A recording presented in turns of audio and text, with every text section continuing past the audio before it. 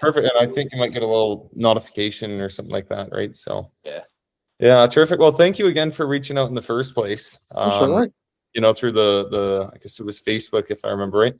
And It was either that or Instagram, so they're kind of the yeah, same true, thing right? these days, aren't they? Yeah, basically, right? Well, now they're all, cross-posted and that sort of thing, right? Yeah. So anyway, I'll do a little short, maybe it'll be about an hour. I don't know how long you have today. Might be slightly less than that, but an hour should be. Okay. I've got the football on the other side, so I'll try not to get too too distracted. funny, eh? So anyway, and I don't know how much you know about the First World War, so kind of depending on, I don't want to repeat information you already know, that sort of thing. But what we're doing is more kind of the regimental story of him. So only briefly kind of going through his training, but particularly what we know through our regimental archives about his experiences and especially kind of how he died on the Somme in 1916. So once again, if you have any questions, don't hesitate to stop me throughout, no problem. So anyway, first thing first, I'm sure you would have seen this photograph, or I guess it's a scan on the left. This is right from his service file. And so you can see when he enlisted, he was originally living near Brandon in Manitoba, and he was a farmhand. And you can see something. I think you've stopped sharing the screen. Oh, does it not show up anymore? It was. No, it's not. Darn it. That happens quite often. It's so frustrating. Okay, let's try that. Awesome. Okay, are we back? We're back. Yeah. Perfect. So yeah, if that happens again, just let me know. Anyway, but so you can see these, this is the camp life. So he signed up early on in 1915, like April. Yeah. And so by the time he's doing most of his training, it's wicked hot. So temperatures are, high 30s, sometimes even getting into the 40s. And you can see what they're wearing, right? But they even had this special camp hat. They wore that in the training. It's kind of like a cowboy hat. Anyway, they're living in tents. There's often about 8 guys per tent. And so you can imagine it's quite smelly and all that sort of thing. They're based at a place called I always forget how you pronounce Sewell. Later, it's called Camp Hughes, and you can still find the location on Google Earth today. Now, this is a photograph taken right before they leave in March 1916. This is of D Company. James was almost certainly a member of number 5 platoon of B Company.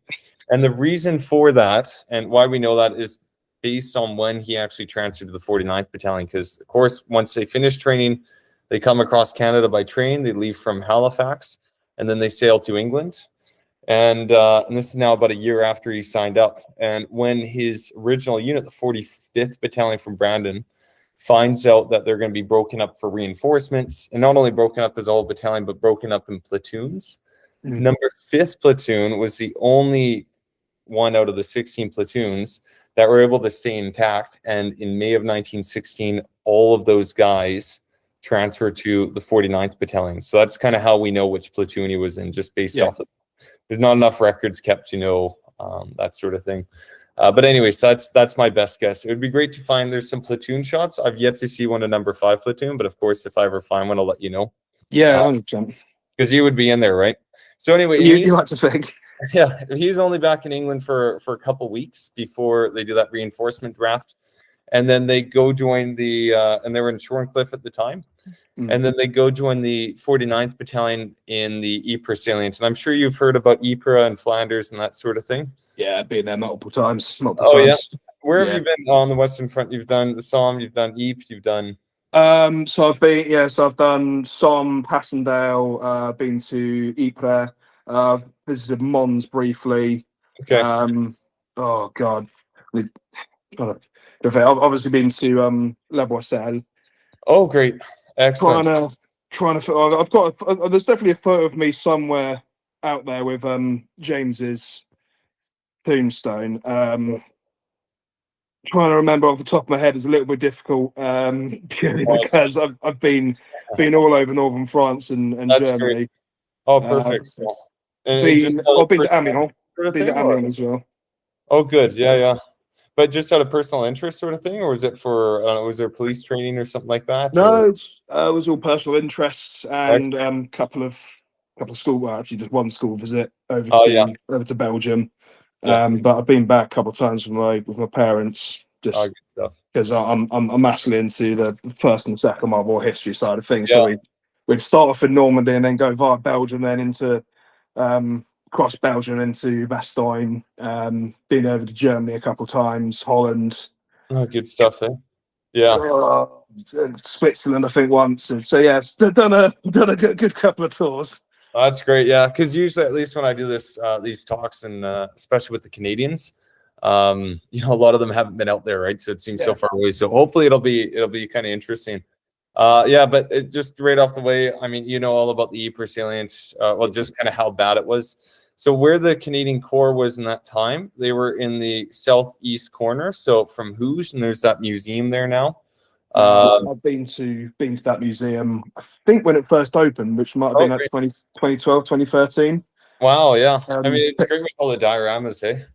That's great. I love the dioramas in there, and it's one of the, feels like an old time, yeah. And then have you been down to Sanctuary Wood, which is just down that road? There's that Canadian monument. There's some trenches down there as well. Ooh. Not sure. Here, I mean, it's going to be about half my lifetime ago. Yeah, there we go. To remember. Here's a modern kind of shot of the Ypres salient, right? So you have the Menin Gate right here, and then you can go down the Menin Road. There's Hellfire Corner, and then go up to Hooge, and that's where the museum is. Your stuff's come off again. Stuff. Jeez, what do you say? Gotta figure this out. Let's give it a roll. Okay, hopefully we're back, right? Yeah. Yeah, so you have Ypres right here, and then this is Hooge. It's kind of cut off, right? And then you got kind of generally the front lines. So this whole sector, basically from Hooge down to Hill 60, which you might have visited. So this I think there's some trenches down there that I might have. Into. So this is all Canadian sector. So for the 49th Battalion, their division is holding basically kind of from here north, like from Villa Beak up to Hooge, that sort of thing. So when you went to Hooge, that's totally the same sector that James came into. When he came into the line, they were just coming out. So he joined them, I think, somewhere back here, Outerdome or something like that. I can't remember off the top of my head. And then, of course, they're doing the rotations, right? So you're about a week in the front line, a week in the reserve line, sort of back here in Zillabeek, and then a week out on rest. And so he would have come with them back up the line. They did a big trench rotation in the end of May, which he would have been a part of. And it was about 10 days they spent in the line.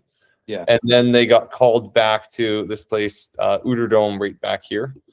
But I think I have this is actually a quotation written by a guy from the 49th Battalion who was in the frontline trench at the time, and at the same date that James would have been there. So you've seen Sanctuary Wood mentioned in paper, I suppose. It used to be a heavy wood in peacetime. Now the trees are stripped of their limbs and cut off by shells. So when these large shells strike a tree, it's shrapnel, and the explosion will chew it right off.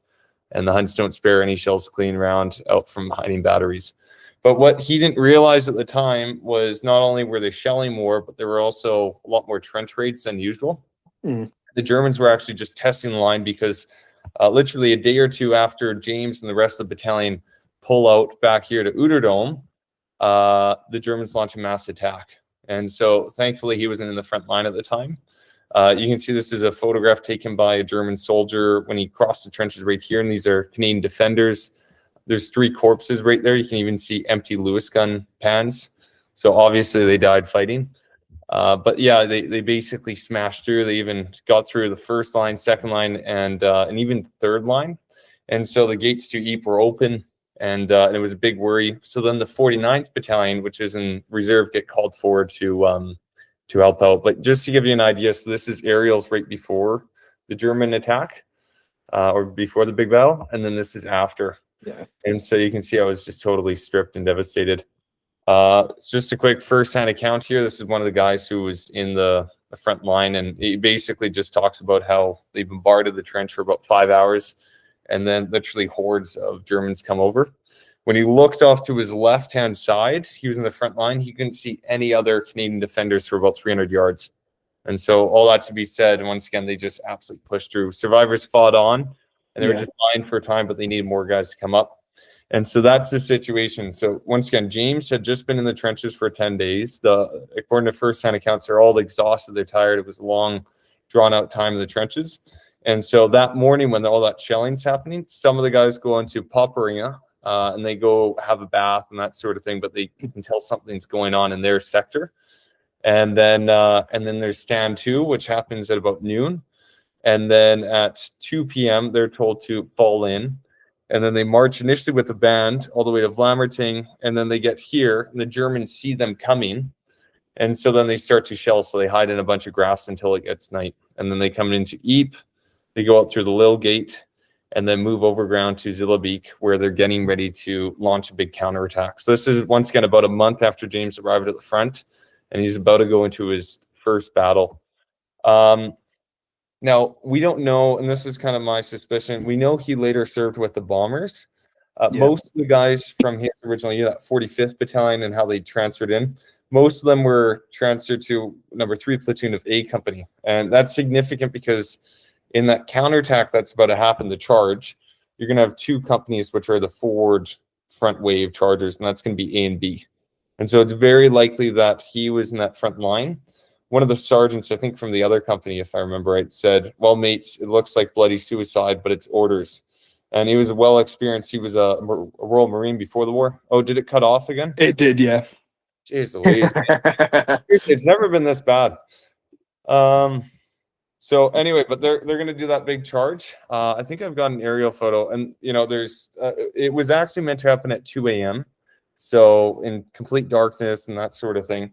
But there were meant to be 2 other units that were going to join them. Now, these 2 other units, they went through communication trenches. Yeah. And so they got stuck and bogged down with all the casualties and losses and confusion and that sort of thing.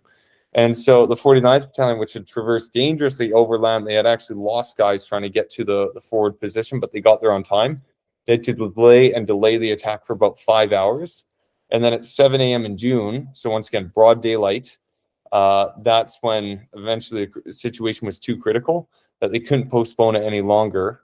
And whether those other units showed up, they were going to go over the top at 7 a.m. And so that's exactly what happened. And all the German machine gunners were waiting for them. And so it was apparently just absolute carnage. So they started out within 5 yards. There was all this heavy machine gun fire. Whatever survivors were left. And you can see this is literally the trench. He was on the left-hand side. So he was attacking up towards kind of parallel to Gurk Road. Yeah. And this is still the wood there today. There's some trenches just down here that you can visit, Trench Museum. And if you go back to France, if you go to Saint-Cyr-Wood Cemetery, literally the back corner is where he went over the top, which is, it's kind of neat to walk that same ground. Yeah. And yeah, so whatever survivors were left, they found shelter in shell holes and they crawled into the trenches. And then for about 40 hours, it became a trench battle. And grenades were the number one weapon, of course. There were outposts established in Gurk Road, Bydown Avenue, Warrington Avenue. These are all the critical communication trenches because they're trying to get all the way up here where the old Canadian front line was. What's neat about this image here, June 3rd, 1916, this was taken that afternoon. And so somewhere in this image, James is actually there. And if you zoom in, you can actually see the glint off the steel helmets of the German and the Canadian soldiers in the trenches, right? So, but this is literally the day he was there. So, but yeah, and he would have been likely around this sector, but eventually it just gets so crazy and hectic and that sort of thing. But you could just imagine, right? Mm. And when they eventually pull out, once again, about 40 hours later, June 5th, they lose half the battalion. So half are killed, wounded, missing. To any of the survivors, it was known as a Holocaust. Yeah. And the guys who were left back, once they marched back, they went all the way back to a place called Wienerzili, just over the French border, and they had about 3 weeks rest because it was just so traumatic. And some of them, had nightmares and that sort of thing. You could just imagine. And then eventually they come back to this sector to do a trench rotation. And so that was apparently quite grueling because you're literally seeing the bodies of your comrades still there. And they had a large reinforcement draft of about 400 guys who just joined the unit.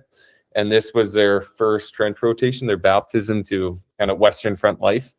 And it was June, right? So you can imagine the odor and the stench from all that, just the rotting corpses. So anyway, they're going to do about, after that, there's another month or so of just trench rotations in Ypres Salient. They're going to be just about 500 yards south of here at a place called Mount Sorrel. And then they get pulled back in kind of the second half of August 1916. And they go back to a school because each Canadian unit are doing important training for the Somme offensive because, of course, since July, you had the big Somme attack, learning new tactics and how to adapt and that sort of thing.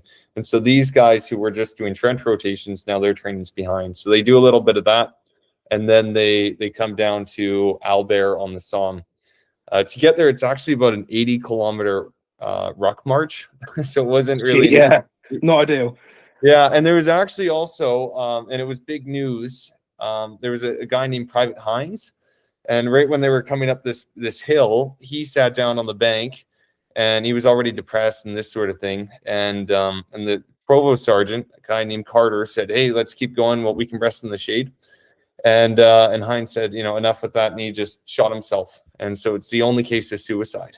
So this was big news in the battalion back then. So this is kind of the, like, oh my gosh, well, the first loss to the Somme. And then as they're walking in, apparently the first thing before they could even see the basilica or anything like that, it was the stench. That's what you often hear from the veterans, specifically the 49th Battalion. So once again, James was probably hearing that or smelling that. They're going to march down this street. I imagine you've probably actually been here. You got the Somme Museum just underneath, and then they come out there. And then they're going to be based at Tara Hill. So just behind La Boiselle, you can see Ovier, and there's the cemetery that James is buried in. And they're there on September 14th. Or September 13th they get there. Anyway, and then a lot of them go down to La Boiselle. And you might have been to that big crater. I haven't actually. No, I completely missed it. Okay, well, maybe what's something for next time. But it's kind of cool because there's literally first-hand accounts of the 49th Battalion soldiers who are just bivouacking up here. They actually go down there and go visit. Oh my gosh, you come down. There we go. I'm getting good at realizing when it happens. Okay, here we go. But yeah, so they actually go there. So once again, cool to visit. James might have actually visited himself. But of course, and you know how the Somme offensive went. First day it was abysmal. There was only one village captured. All the other attacks were repulsed, but they exploited that success. And so eventually, by September, the Australians had captured Pozières. The South Africans were fighting Longueval, and throughout the Irish and the British and whatever, they were consistently getting gains. And so eventually they encroached on the main German second line right here. And so on September 15th, right, so the Battle of Flares, Courcelette, they're going to launch a big offensive to try and push through. So it's going to happen all throughout the line. I'm sure you noticed it was the first time tanks were used, but the battle, even though there were tanks, it was mainly an infantry battle. I think the tanks are somewhat overplayed, but whatever. For the Canadians, for instance, who are going to be advancing for Pozières, which is a famous Australian battlefield, they're going to have 4 tanks assigned to them. But then they're also going to have thousands and thousands of infantry, and then a lot of the tanks just break down. If you know what I mean. Yeah. The main thing, so for our guys, and I'll get into it a bit later, like the 49th Battalion and James and everything, they're still all the way back near Albert and La Boiselle and that sort of thing on Tara Hill. So it's about 4 miles away from the front line. They are held in reserve because they're not sure how the attack's going to go in. So in a division, you're going to have 3 brigades. The 3rd Canadian Division is going to use 2 of their brigades, and they're going to try and capture Sugar Trench, and then they're going to see if Courcelette can be captured by sending in patrols into the village. If it's strongly held, they'll consolidate their gains at Sugar Trench. But if it's lightly held, they're going to call in the reserve brigades. And so what happens is they do the attack, and they eventually capture Sugar Trench, and then around noon they send in the patrols to Courcelette. And they come back saying, I think we can capture it. And so that's when they call in the 2 reserve brigades. So for each division, and the one doing the flanking protection for the village of Courcelette will be the 7th Brigade and the 49th Battalion. And so that's where James comes in, right? So once again, James with the rest of the guys, they're back here on Tara Hill. It's high ground, so they can see all the explosions. They can hear all the fighting happening, and especially the smoke coming up. And so what happens is, and I think it was about, I'm trying to remember now, I think about 2 p.m. they get the call to come forward. And so they march down to La Boiselle, so right where you were. And then they come down this road, and all the roads are still there. And they get to a point called Casualty Corner. And they swing left, and they go right here to what was known as the chalk pit. And so the chalk pit's still there. It's just near Pozières. I don't know if you've been there. It was a big headquarters, artillery position, that sort of thing, and also resupply area. And so when the 49th Battalion James got here, it was the last place they can get food, water, and especially grenades. Every fourth man was given a pick. Every guy got 2 grenades. James probably had more grenades because he was one of the bombing section. And then they went into battle. When they left the chalk pit, which is just down here, they kept going forward, and you're in the sunken road, so you're still protected. Yeah. And they were following another unit that was going to go into the action before them. And they came out here, swung down here, and there's a little valley. But one thing, and I'm sure you noticed it too, when you go to the Somme, it's extremely open. So this is the actual ground that James and the rest of the guys came over. And the front line by that point was, well, you can see the village up there and the high ground behind, and the German artillery observers are there, and they can see this mass group of men coming forward as reinforcements, perhaps for another attack. And so in the first hand attack, this guy right here, we can see we came under Fritzi's curtain fire. Princess Patricia's, which is the regiment right in front of them, were ahead of us. The shells were falling all around them. 2 or 3 times the shell landed in the center of the platoon, and when the smoke and dust cleared away, we could see about 1/3 of them were missing, but the rest neither turned or hesitated. They kept straight on. Twice a 5-pound mine landed right in the middle of our platoon, but our orders were to get up there, and everyone that was not hit had to keep going. So already what we start to see is, about a quarter of the guys who were going in died before, or not died, but became a casualty before actually reaching the front line trench. So already casualties are taking its toll. Eventually they get here to Sugar Trench, and just to give you an idea of the kind of disposition of everything, this is actually an original map at our museum for which was done by one of the officers that was there. And the first plan of attack is you're going to have these 2 units, the 42nd, the Princess Patricia's, and they're to capture the first objective, so this road, and they know there's a bunch of dugouts there and that sort of thing, and then move up to a ridge line and this fabric grabbing trench. You going again? Jeez Louise. What are we on? 5? Yeah. Crazy. Okay, and then they're gonna capture that, and then the 49th Battalion is gonna come in about 2 hours later with all their guys, and they're gonna try and capture the trench up here. So that was the initial plan. What unfortunately happens is when they go into action at 6:15, the Princess Patricia's and 42nd, made a start. For the 42nd Battalion, it was really easy, and so James would have been watching this whole thing happen too. They're all in shell holes right behind, and they were able to advance on that ridgeline. What wasn't so easy was for these guys, the Patricia's on the right, because right where you see that red line, there were 2 German Maxim machine guns opening fire on them. And so what they ended up doing was half the guys moved over to the left where the Black Watch were, and the other half moved over to the right where some other guys were. And so critically, you can see right here, the entire line was not captured. And so this gap made consolidation hard. There was also a trench that connected to the other German lines. So the worry was that, now the Germans had a little gap and they could expand that and cut the guys off. And so the following day they had to deal with that somehow. But that night they had to deal with it as well. And so James and the rest of the bombing section were called into that junction point, and they put up a block, so just a barricade, and then they were told to hold on. It was apparently quite intense, not only with enemy holding, but the guy who actually made this map wrote a huge report on the battle. And one thing he talks about was that there was a huge fire burning in that trench, and I don't know what the cause of that fire was, but right in that gap, which gave light to everything. And so that would have been James's experience that night, and they were just holding on. What's going to happen the following day is they're going to try and renew the attack on this trench down here. And so C Company and the battalion bombers are called forward to try and push the Germans out of that junction point. As you probably know, I think you did some research, and you hear about the story of Chip Kerr. Yeah, he was to get the Victoria Cross, so he did the action right here on the right. I'll get into it and kind of what might have happened to James, but it's likely that he died in one of these 2 attacks. So the first one, the most well known, is that Chip Kerr bombing attack. It's going to be led by this guy. But at the time was only a 21-year-old Lance Corporal named Ralph Patterson. And you can actually see I traced out the little trench line you can kind of see here. And so when Chip goes over the first barricade, the German sentry hears him. He lobs a hand grenade, blows off Chip's finger, and then each side starts bombing one another, and Chip's right in the middle. And so Chip actually hops up on top of the trench. He fires his rifle, and then on the 7th shot, it jams.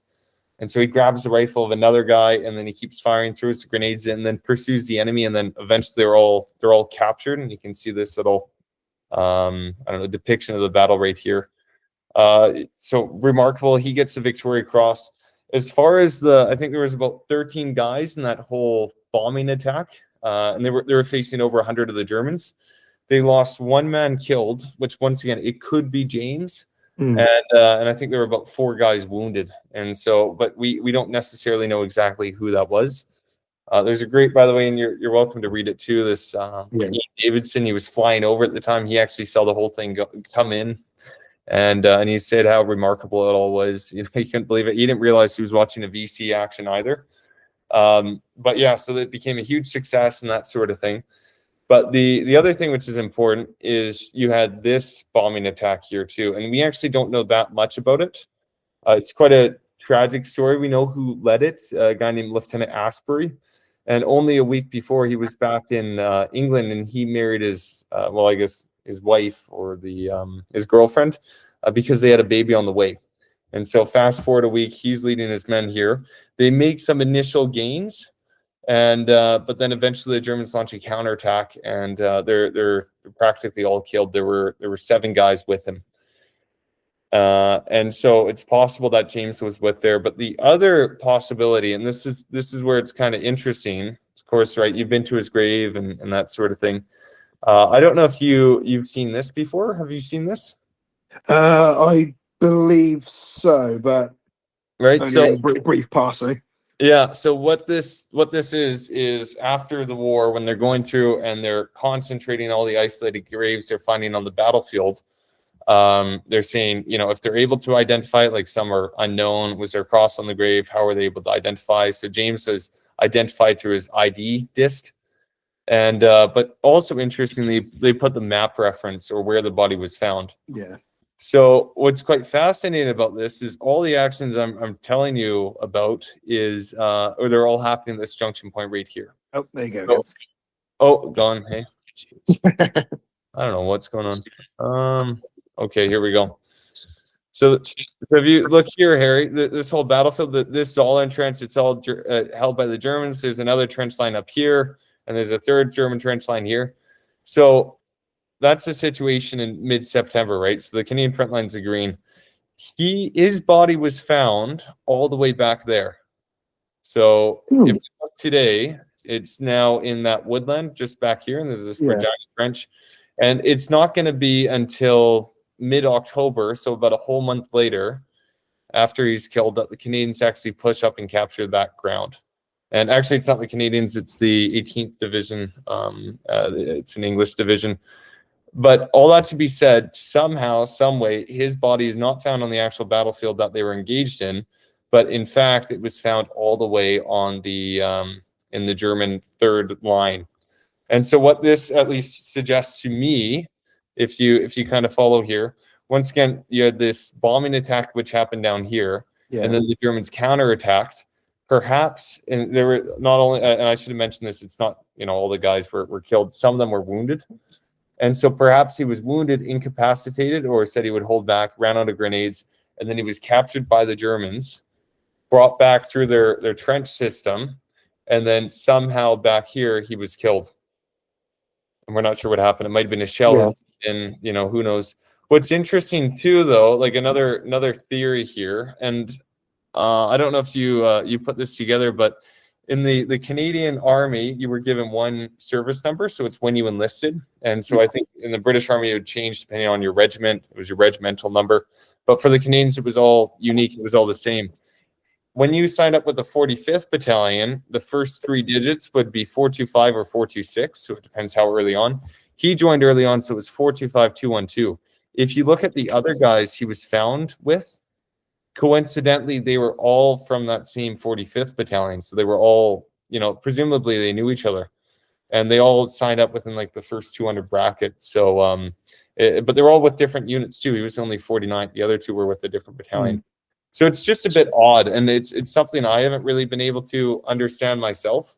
But it's just interesting that he was found in the third line. So to me, it sounds like he might have been taken prisoner in the last couple hours, and then perhaps the Germans had a field hospital set up there or something like that. And he might have died. There was no cross on the grave though, but it could have been destroyed. Anyway, it's anyone's guess, but so that's kind of where we're at. But once again, I can send you the coordinates in the future, so if you ever want to visit that wood. Yeah, please. So, but and the last but not least, of course, you have the medals which were sent back after the war. And I think you've been to that address. Is that the address you sent the photograph of? Yeah. Well, so weird story. A couple of months, obviously, I'm a police officer in Southampton, and a couple of months ago, I was dealing with someone in Portswood.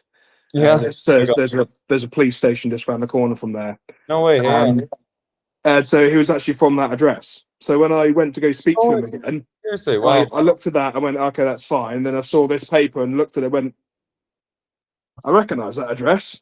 I've been there. Holy cow, eh? So literally 235 was where the call was for. 235 Portswood Road. 235 Portswood Road. So it wasn't. He came and spoke to me rather than me going to speak to him. Gotcha. So he came to Portswood Police Station to speak to a police officer, and that was me. Yeah. And then obviously I had to link him to the job where he lived and stuff. Yeah. And so when I saw this report, amazing. I've gone, oh, okay, that's the same address that I've dealt with someone from. So that's great. So I've been to the front and to the back of that address trying to speak to this person. It's hilarious, eh? Unfortunately, it's not the nicest place in the world anymore, but it is one of the older areas in Southampton. Portswood High Street is relatively an old suburb of Southampton, and it's grown out from the harbour and the port and sort of enveloped Portswood. Yeah. And so that road would have been there 110 years ago when James lived there.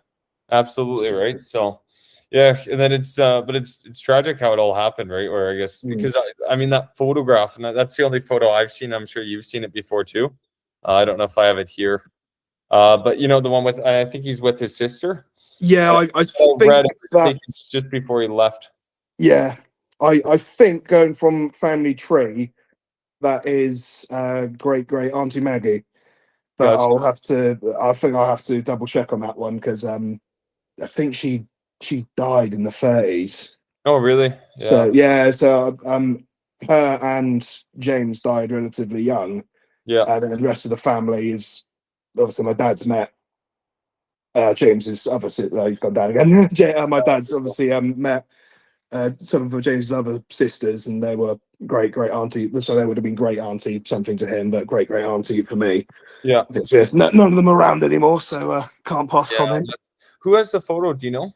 Like that? No. That was just the only one that we've. Because I've only seen it online, but it's one of those things you're always kind of curious where's if there might be more or something like that. Yeah. But I mean, if we tried hard enough, might be able to find some, but I wouldn't know who would have them because I think he was one of 6 children, only boy. So trying to track down any family names. That's true. Yeah, you literally was. I remember seeing that on Family Tree. Yeah, literally the only son. Not going to be easy to track any of that down. No, right? Yeah, I mean, the kind of the family name did the family name die with him then, or was there like a cousin?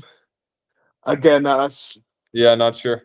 Not too sure. I can track the male part of my family a little bit, but anything beyond that is. No, that's right. So no, I totally get it, but. And this is, by the way, just what I was saying earlier. Once again, if you look, they're all different units.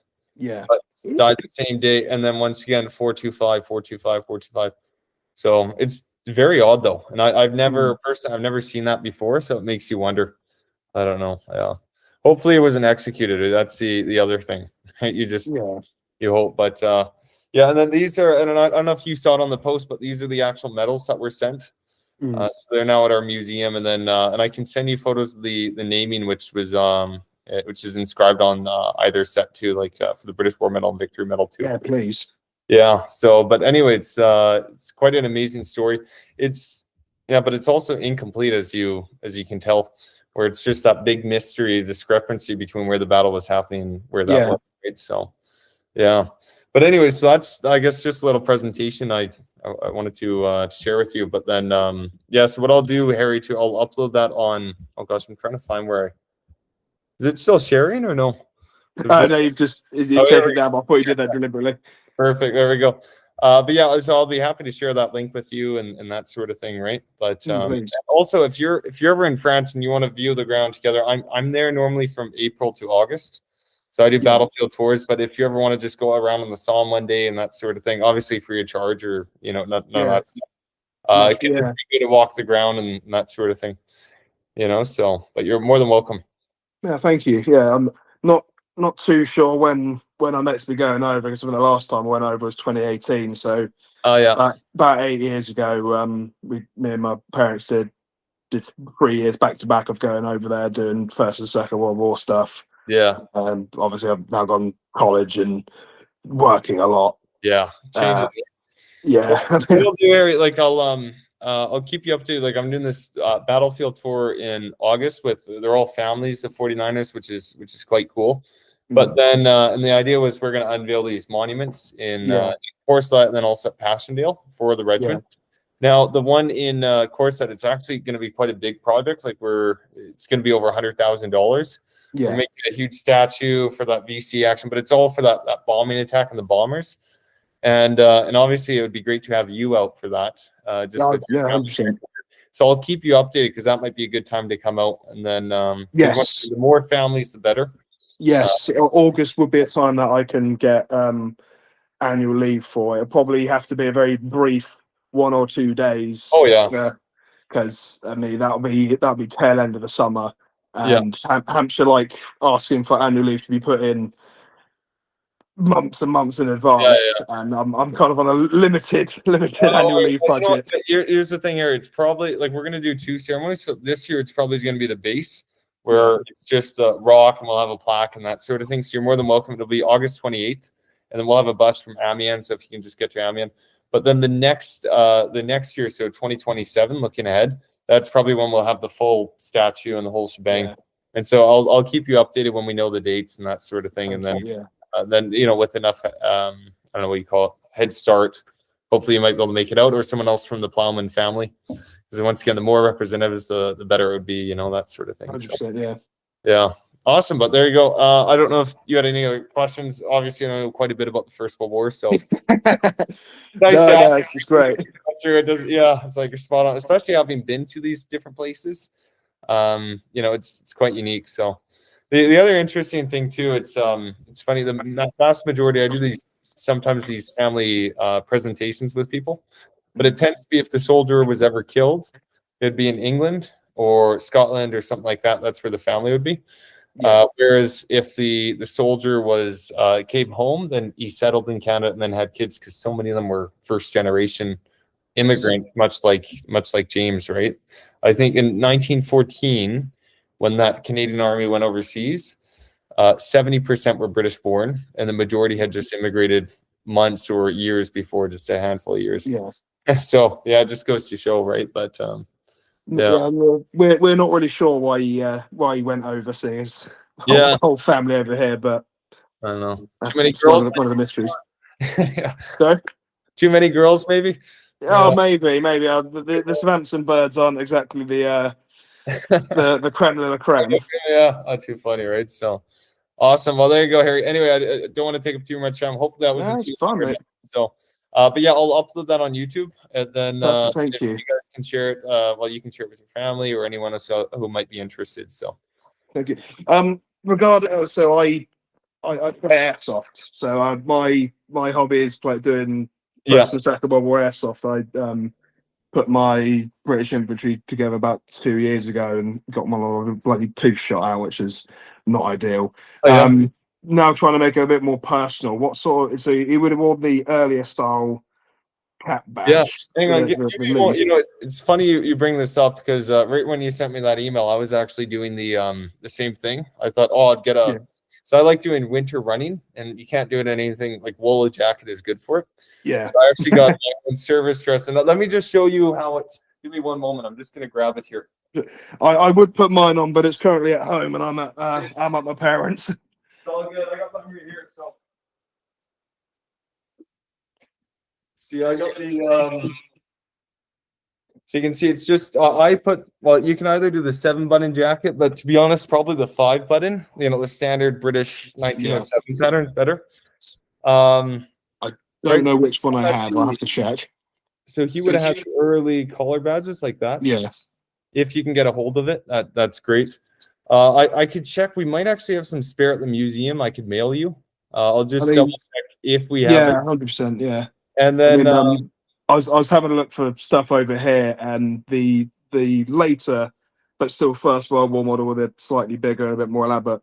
They're like 10-15 quid, which is fine. The other one is either 150. The early one is about 150 pounds. Yeah. Mailed from Timbuktu, and shipping of about 50 quid is like, I know. It's a bit too much, right? Yeah, a little bit. The reality is like that. The one you were seeing, that windmill badge. Yeah. Those come in about November 1916, so it's just after. Just afterwards, isn't it? Yeah, and then I mean, so it's still sort of the same era, but then once again, not necessarily in the battle. Yeah. But nonetheless, the thing is too, the design was largely unchanged up until the Second World War, and not all the badges you see are First World War, but they're hard to identify. You need one side by side, and you can see the difference in the wolf head and that sort of thing, right? Yeah. But once again, I do know we have plenty of those, so I can easily just mail you some as well. Well, the windmill one. Postage, yeah, because it might be cheaper if you just cover the postage. I can just send you the windmill type. Then the other thing, so I managed to get my hands on one of those. Oh, you got them? Easy. Yeah, I got one of those, and I got 2 brass shoulder titles. Gotcha. I mean, they're relatively cheap, and I know one was made in 1960 in Montreal. So, neat. Great. Hey? Yeah, good deal. Great. But I don't know if they would have been worn at all at the time. You know, it's funny, for most units, yeah. I mean, I'm sure there are a couple of 49ers who did, but the vast majority, at least what was authorized, and there was a survey done in the whole Canadian Army in August of 1916. So once again, just a month before the battle. Yeah. And they said that certain units were wearing these cloth shoulder titles. And so one was the Princess Patricia's, which was one of the units in the same battle. And the other was the 49th Battalion. And so what they wore, and I think I sent you a photo. Yeah. They had that 49 Canada. Now I just got some belt and I took it to an embroidery shop. Yeah. They were able to do it quite easily. So it might be something to do too. I'm not sure, you know, I'm sure you guys got embroidery shops and that sort of thing. Hopefully, but equally, if you have Brass Canada, that works as well. And then last but not least, what they did too, and I don't have it here, but there would have been, and I think I described it as well, a black rectangle. Yeah. A green square on top. So but the problem was the one of the other Canadian divisions was using navy blue rectangle to denote their division. And so if you have a navy blue and black, so later on they come with this French horizon color, the French blue, kind of like the same color of my shirt. Yeah. But that comes in after. So that's not until May of 1917. So if you want to be really, you know, spot on accurate, be good to do a black on the back. But once again, totally up to you. Yeah. I mean, it's more just trying to put it together. Because I still need the undershirt, because I'll be wearing like a weird Under Armour thing just to get rid of the itching, and my god, it's bloody hot. Oh, so yeah, oh my gosh, it would be, hey? Oh, especially I imagine you play in the summertime more than winter. So I when I first wore it, it was 2 years ago this month, so end of January, and it was fine. It was wet, but I was warm. I then wore it in July and sat there just dripping buckets. Oh like, this is not fun. Zero fun right now. There you go. Well, I often think that, right? Like, you know, you see all the photos of the guys wearing it and that sort of thing. The other thing too, Ari, and I don't know if you want to do this or not, but with the trousers, there was a big thing in that summer 1916 when you know your great uncle was there, that all the guys cut the trousers down to shorts. Yeah. So you know it's still accurate if you do that, right, or something like that. I mean, I got myself a pair for Christmas. I think they're about £70. Oh yeah. I do have some sort of anachronistic kind of go with it, but now too small. I have very big thighs, so I've had to get really big trousers to then fit my thighs and wear suspenders and sort of There you buckle go. it in sort of Give me thing. that, But right? my Yeah, my old trousers just too small, so I don't know if that would yeah. if that would work. We're all saying, but yeah, I get. And when you do airsoft, are you using like an SMLE or Yeah, so I've got an SMLE. So you're a bit outgunned. Oh no, mate, I've played CQB stuff, and I've had Really? three people around the corner with M4s. I popped around the corner, got all three of them, and continued. Hell, with the marshal behind to go. That's Fucking embarrassing. hell, was pretty good with that. Yeah. Oh my gosh, eh? That's Yeah, actually crazy. Oh, that's neat to hear though. Are they easy to get, like SMLEs, which are for airsoft, or? yeah. So there's a company called S&T, which so people were calling out for Lee Enfield for years, and S&T released one 3 years ago, and I was straight on it. Interesting, eh? Oh, Yeah. that's Paris to the score.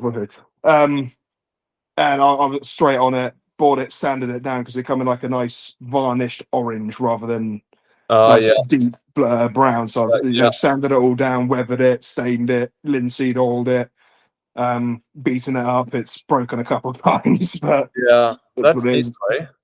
Yeah, I've got a Webley as well. That's a piece of crap, but Oh it's really? Yeah. There you go.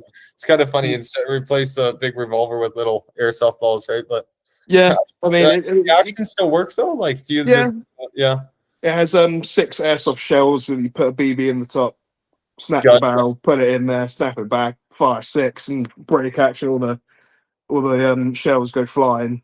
Yeah. It's not very handy in the mud when you only have 6 and need to go pick them up and put them back Oh, in. that's true. Yeah. Good point. Oh, you get a different appreciation for it, right? Like all the Yeah, combat sort of thing, right? 100%, 100%. It's Yeah. very uncomfortable. Yeah. No, I believe it. I wear my putties for a day and I'm like, that's it, game over, my legs hurt. Really, yeah. No, yeah, because like I put this stuff on for a little bit and that sort of thing. We always take it off. Because you gotta Yeah. wonder, wearing the stuff straight in the mud or whatever, like, or if an explosion happens nearby and you just get all the earth on you and you don't take that jacket off, right? No, And equally it might not be good. 30 degrees later that day, so then it's all in your sweat. Yeah, so you get a totally different appreciation, right? But Can I scream? I'll see if I can find the photos that I have of. So like, we usually have like a little camera guy that comes around and takes photos. So I'm just seeing if I can share my phone screen, which I'm not think I can do. If not, you can always shoot it over on like put my hand up for some reason. There you go. Yeah, there you go. Thought maybe to give access, but yeah. But if not, you can always shoot me photos later, right? So it's all good. Yeah. I mean, I'll get them sent over. Oh, yeah. What's going on now? I have no idea how to work this. Yeah. No good. No, I'm the same way. No, you're all good, right? So. But there we go. Yeah, let's see though. I'm seeing that Enfield. Oh yeah. Start broadcast. Yeah, I think we're rolling. So yeah, hopefully you don't see any of my weird and wacky photos. So I have to go back a while. It's late 24. Where's me and my colleague? There's me and my colleagues in Southampton on New Year's Day. Good deal. A lot of me drinking beer. I do love a pint. Oh yeah, no, I'm the same way. There's me and my American Airborne. Just being a bit silly. Here we go. It's fun. You guys got a great community. Oh, that's awesome, eh? Especially with the Hessian cover and everything. I mean, I now have to wear my face pro because otherwise my teeth get blown out. But yeah. It's a bit wet. Yeah. I can see. Oh my gosh. No, I love it too. Buddies and everything, and then got a C96 in the holster, so neat. Eh? Bit anachronistic. It's an M712 rather than a C96, but that's cool. No, I love it. That's brilliant, eh? Yeah, I like the boots too. The boots were yeah. Yeah, got the B5s and the putties and the trousers and. Are those like what do they call it? Lemon B5s? Leather. Yeah. No, there's a manufacturer. I saw them. They're quite expensive, but apparently they used to produce B5s back in the war, and then they found the original kind of wooden forms, if you know what I mean. And then I don't know, but they wanted something like 300 pound. So, but I'm always curious. Are they that good? So I was trying to keep costs low. So I think those ones were about £100. But also, if you're running in the mud and everything, you don't necessarily, you know. Yeah, you don't want to spend all that money. So, no, I know the ones. I know the boots that you're on about. Yeah. So those are they're made really well, but they don't have the hobnails in the bottom. They don't. Oh my gosh, really? No, so I think there is one that you can get, but the usual B5s that they make have sort of mixed combination of leather and rubber on the bottom to give just that better grip. So the ones I have the hobnails. Proper, yeah. Can't wear them inside. Yeah, no, I did that. Slipped over and smashed my knee. Oh, really? Yeah. I believe it. Still got a hole in my kneecap. Yeah. Oh, geez. Hey, no kidding, right? So amazing. Anyway, but yeah. Well, thank you so much again, Harry, for taking the time to. Very welcome, man. I appreciate you doing that for me. It's very informative.